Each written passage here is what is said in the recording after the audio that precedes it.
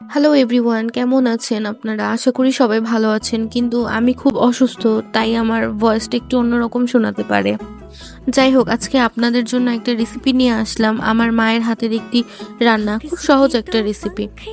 তো প্রথমেই কড়াইতে অল্প কিছু তেল দিয়ে সেখানে দিয়ে দিতে হবে একটি শুকনো লঙ্কা এবং তেজপাতা।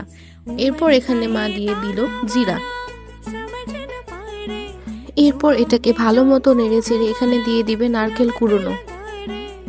নারকেল কুড়োনোটাকে ভালো মতো নেড়ে চেড়ে এটা দেখবেন একটু লাল লাল হয়ে আসছে। তারপর এখানে মা দিয়ে দিবে কেটে রাখা চিচিঙ্গাগুলো। চিচিঙ্গাটা ভালো মতো নেড়ে চেড়ে এখানে অ্যাড করে দিল হলুদ।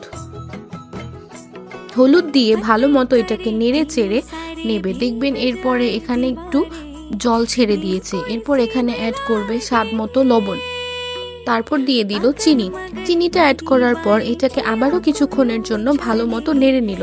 এরপর এখানে আগে থেকে সেদ্ধ করে রাখা মুগ ডালটা দিয়ে দিবে। মুগ ডালটা দিয়ে দেওয়ার পর এটাকে ভালো মতো নেড়ে চেড়ে নেবে কিছুক্ষণ। এই তো রেডি আমাদের আজকের নারকেল মুগের চিচিঙ্গা ভাজি।